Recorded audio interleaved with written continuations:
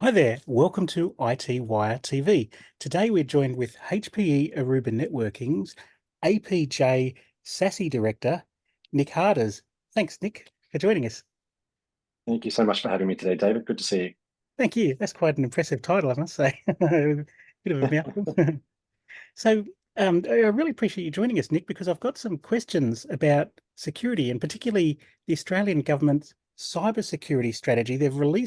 As we all know, they've released the 2023 to 2030 Australian cybersecurity strategy, which they say is a roadmap to help realise the government's vision in being a cybersecurity leader by 2030.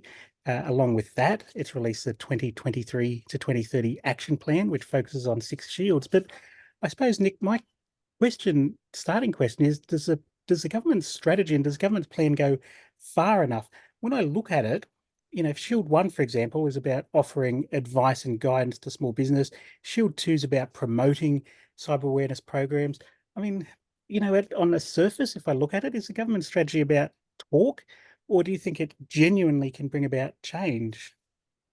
Yeah, no, that's a great question, David. And look, I think straight out of the gate, any policy or any sort of regulation around cybersecurity certainly increases awareness, both at a consumer level and at the enterprise level around the real risk of cybersecurity in our, to be honest, day-to-day environment. So, there's certainly a positive in the government taking action. That's certainly the first point that I would like to make. The second point, however, and perhaps more to your question, is this going to make a difference? Is this actually going to be something that improves the cybersecurity posture of not just Australia, not just the government, but really across our businesses and the consumer Mm. landscape? It's tricky to know. 2023 to 2030 is certainly an expanded timeline, and it does give quite a long runway for us to see progress. So I would expect that over the years, there is likely going to be some changes and adaptations made to the plan. It's certainly early days. But one striking sort of takeout from my initial review of that strategy is really the idea that we need to make sure that cybersecurity is not just a thought process and not even just a list of guidelines. There really needs to be accountability. Mm. And I do sense that if we look at the Australian skills shortage across cybersecurity and sort of security focused employment areas, I think one thing that will be difficult as we progress down this journey is just really making sure that there is that appropriate accountability. Who does what? We may have guidelines in place. We may be talking about, maybe even down the line, mandating that businesses are required to meet certain regulatory requirements. They may need to have certain mandatory security and vulnerability scans. They may need to be reporting in a certain way that indicates, not only the way in which they're addressing cybersecurity in their organization, but their long-term strategy to address cybersecurity. All of these things are wonderful, but there is the reality around having the right skills to actually execute against that plan, Mm. and in many cases, even interpret the guidance that is being provided through this initiative. So it will be interesting, I think, David, over the next few years as we start to see, what the real outcome of this initiative becomes and how tangible the benefits of us leading the charge to become a cybersecurity, um, a credible cybersecurity country from a global perspective. Yeah, no, thank you. That really helps give a lot of insight. I suppose another question Hmm. I have is, do you feel that maybe Australia's cybersecurity defence is largely going to fall upon hardware and software providers to help protect businesses, especially those who, fail to help themselves? Yeah, it does sort of still come back to the skill set, right? So the role of hardware and software providers is really to provide the solutions, the tool sets, the processes, the guidance of their own in terms of how best address certain use cases and secure businesses and enterprises, and in some cases consumers directly. So if you think about the way in which if we make an analogy to the way in which businesses are embracing cloud, right? A fairly strong and well understood concept of cloud is the idea of shared responsibility model. And what that means is that the cloud providers are providing the solutions and the access to these these services, whether that's compute, storage, networking in the cloud. And that opens up a whole bunch of agility that businesses and enterprises are able to embrace, and it really allows them to scale their business quickly. But the shared responsibility model means that even though you have access to these services, it is still your responsibility to secure them appropriately so that you are not putting the applications and the data at risk that you are deploying in those cloud locations. So bringing that back to the hardware and software vendors, I do sense that we need to follow a similar type of approach when we're working with our customers. And that really means that we're not only providing the solutions that allow them to protect their environment, allow them to build a strategy around cybersecurity and to protect their crown jewels, which are typically their employee and enterprise data. But we really need to ensure that we work closely with them so that that shared responsibility model is understood and that they are configuring and implementing and deploying these solutions in a way that not only addresses their use cases and allows them to bring on those business outcomes that they are looking for, but does so in a secure way that addresses and aligns with their longer term cybersecurity strategy. Okay. No, thank you. That's really interesting. So I guess being more specific then, what about HPE Aruba Networking? I guess what are you guys doing in this arena? Yeah, so HPE Aruba Networking has been a long time player in the security space. I will be, fairly transparent when I state that, we haven't necessarily presented ourselves as a cybersecurity company in the past, and our responsibility, certainly from an infrastructure perspective, has been to integrate security capability at the forefront of our solutions, whether that be wired, wireless, or more recently our SD-WAN and our SSE solutions.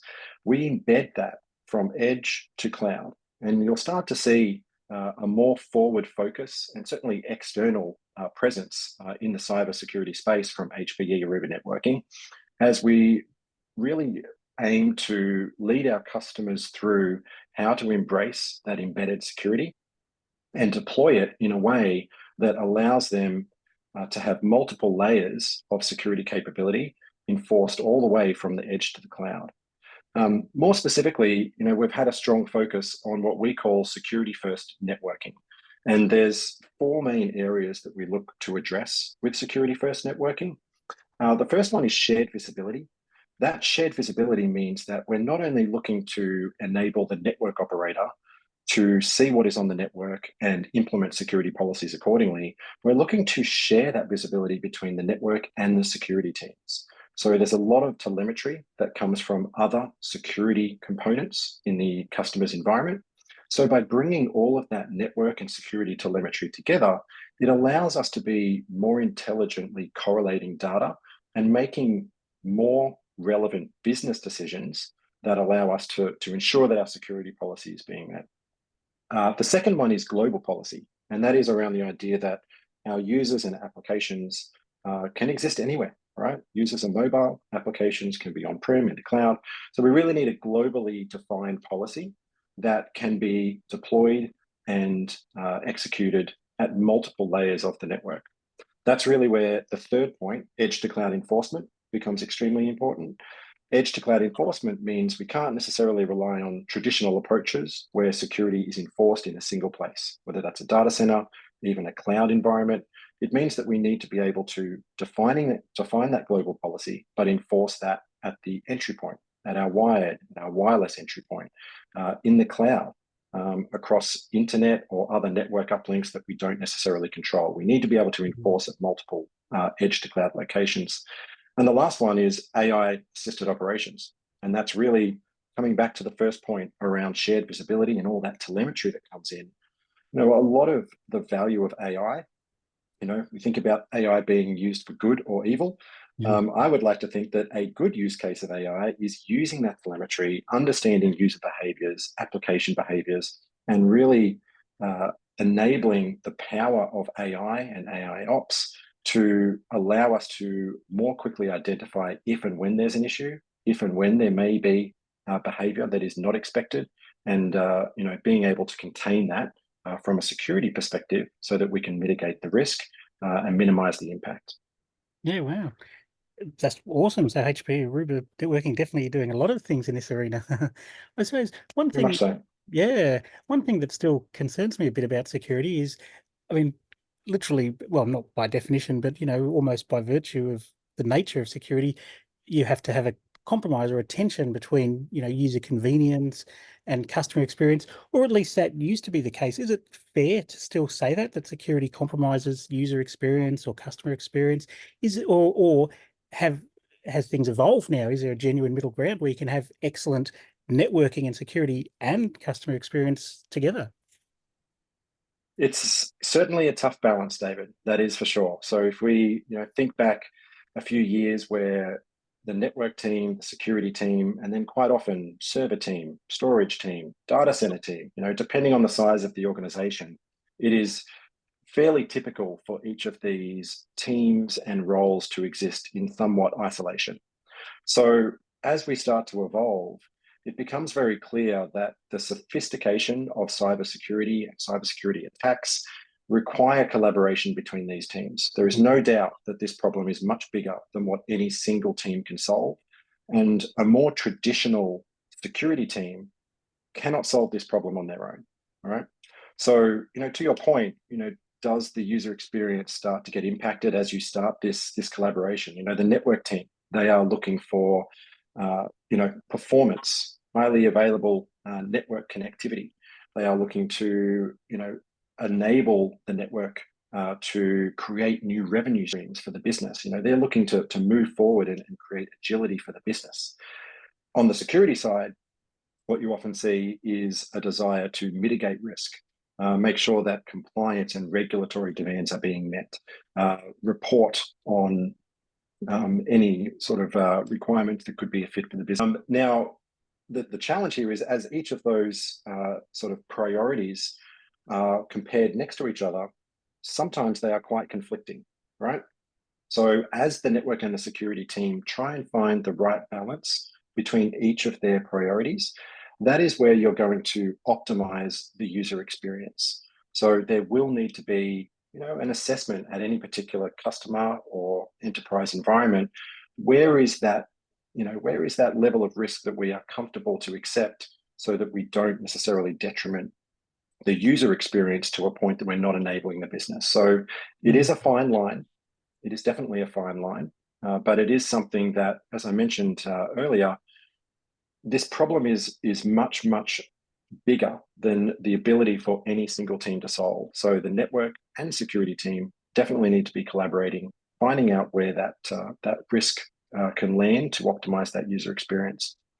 One more quick point on that. I mean, we're talking about the user experience, David, Yep. and the network and the security team. So let's say you've got those teams working closely together. They're collaborating nicely. We're in a utopia where the user experience is wonderful.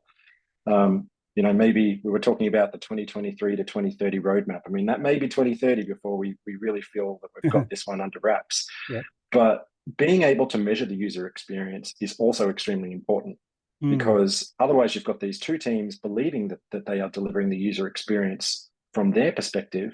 But the reality is the network has a view of what the user experience looks like. The security team have a view as to what the user experience looks like. But digital experience monitoring becomes a very important part of this space, because it provides a true indication of the user experience as you're interacting with the network and any security components that may be a part of your user to application connectivity. So digital experience monitoring is something that I do believe we will see a lot more visibility to in the next few years. It's something that I think has been a nice to have in different pockets of the enterprise. But I do believe that is a core component to be able to provide metrics as to how well the network and security team are actually collaborating for enabling those business outcomes. Yes, no, very insightful. I appreciate that a lot. That gives me a lot to think about. And, you're so right when you were talking then about, people operating, believing they're doing the right things. But, you're right. I guess it comes back to the old saying, what gets measured gets managed. So, yeah, that's Yep. interesting. Yes. Just, I guess, changing direction slightly. again on security, of course, but what about zero-day threats and new vulnerabilities and things like that? I mean, is it really true that to say that business can keep on top of these? Can we really, truly, possibly protect against flaws and exploits that we don't yet know? Is technology that advanced that we can be confident in protecting against the unknowns? Yeah, oh look, it's the risk is never zero, right? I mean, bottom line, there's always going to be vulnerabilities that we know about, but most importantly, there are going to be even more that we don't. And I think that there's a couple of techniques that you see a lot of cybersecurity vendors, really leaning in on, that allow us to be able to address these in the best possible way. And one of those techniques is certainly to leverage cloud services. When I say cloud services, it doesn't necessarily mean that we are hosting our services in the cloud. Quite often that is the case, but this can also be the case for on-prem deployments that have access to a cloud service that allows for that real-time update, that allows Mm. for more dynamic visibility of those exploits as they become known. Some of those zero-day, a little trickier. And I think that is perhaps another example where I would certainly hope that we start to see more involvement around AI, and again, using AI for good, which is being able to crunch the telemetry that comes in and really assess some of those behaviors. And that's sort of help us understand if in real time we are seeing any malicious activity, whether that be on the user side, the application side, or anywhere in the middle. So I think that there are some technologies that are evolving that will allow us to potentially identify and react more quickly when we do see these types of zero-day exploits hit the market. The other, probably more scary component of this conversation, however, is less about sort of exploits or vulnerabilities, and it's more about the responsibility each and every one of us have as consumers, as users, right? Whether that be in a corporate environment or even in our day-to-day life, because you do see so many examples of where user error or Yes. very sophisticated attacks can extract credentials, have access to data that someone may not necessarily require, and quite commonly human error is a big factor around what initially becomes the trigger for an attack. So it is important for us to ensure that we do continue to educate, not just at the consumer level, but even at the user level in an enterprise environment. And I think coming back to your first question, David, I think that's where, if you see the government calling out that, cybersecurity is something that is not just a nice to have, it's something where Mhm. we really need to have a strategy for Yes. businesses.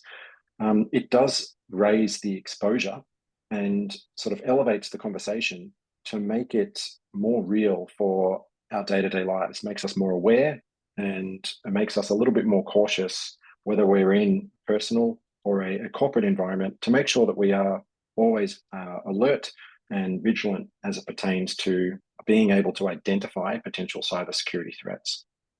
Yes. No, very somber. That's very true.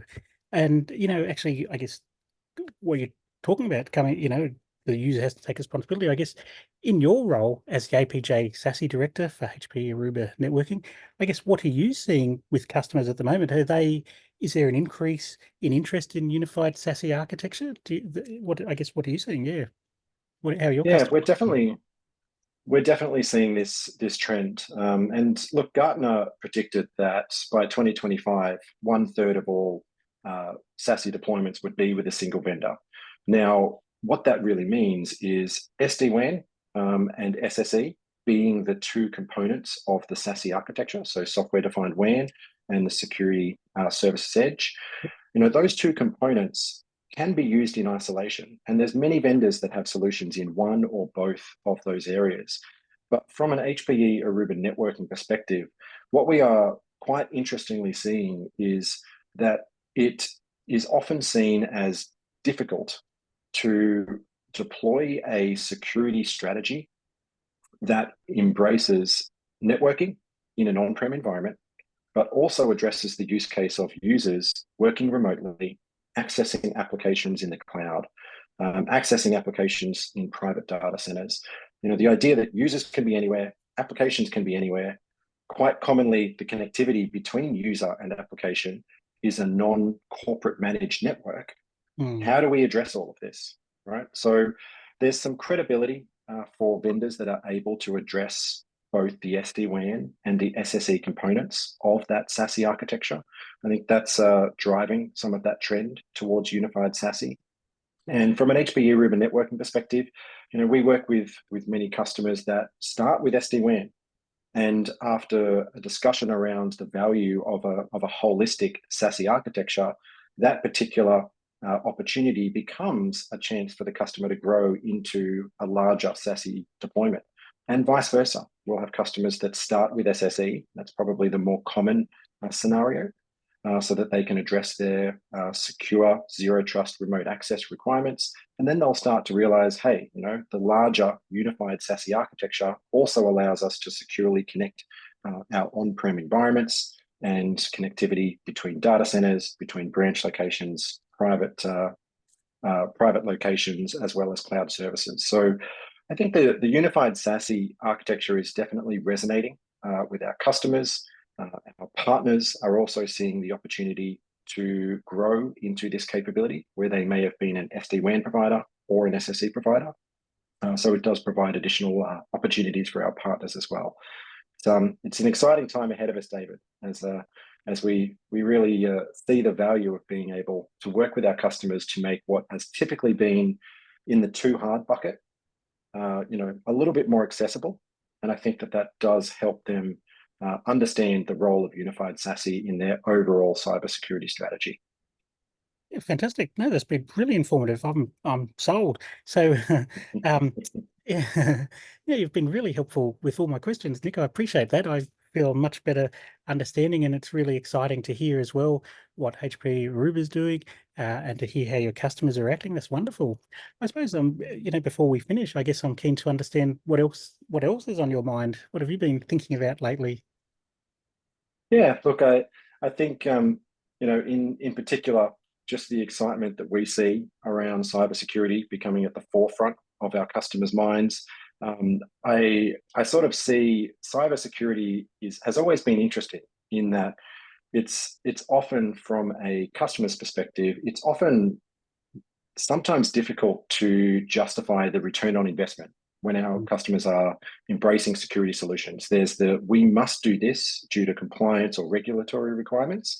But then there's always that extra step where we'd like to do this, but it's hard for us to justify the return on investment. And I think, just if you were to ask me what else is happening in my world, it's a lot of customer conversations where the publicity, the reputational damage, the real outcome of a lot of fairly high profile breaches in the last couple of years has, I think, made it much easier to help and work with our customers to put together that return on investment for proactively moving forward with more cybersecurity focused products and solutions. So that to me makes me feel like we are actually doing some good in the world, because the more that we can do as HPE Aruba Networking to protect our customers and essentially protect their business from the reputational damage, any sort of fines and regulatory requirements that they may be up against, it does give us a little bit more credibility that what we're doing is not just creating connectivity, we're creating secure connectivity, and we're helping to address the cybersecurity concerns of our customers. Yeah, wow. No, that's been fascinating. I've really enjoyed that. You've given me, great. I feel much more informed now and much more confident in security and the government's plan and the actions that providers like HPE Aruba are taking. That's wonderful. You've been really helpful. Thank you so much. I appreciate the chat, David. It's always great to catch up. Thank you. So that's been HPE Aruba Networking's APJ SASE Director, Nick Harders. Thank you, Nick. My pleasure. Thank you, David.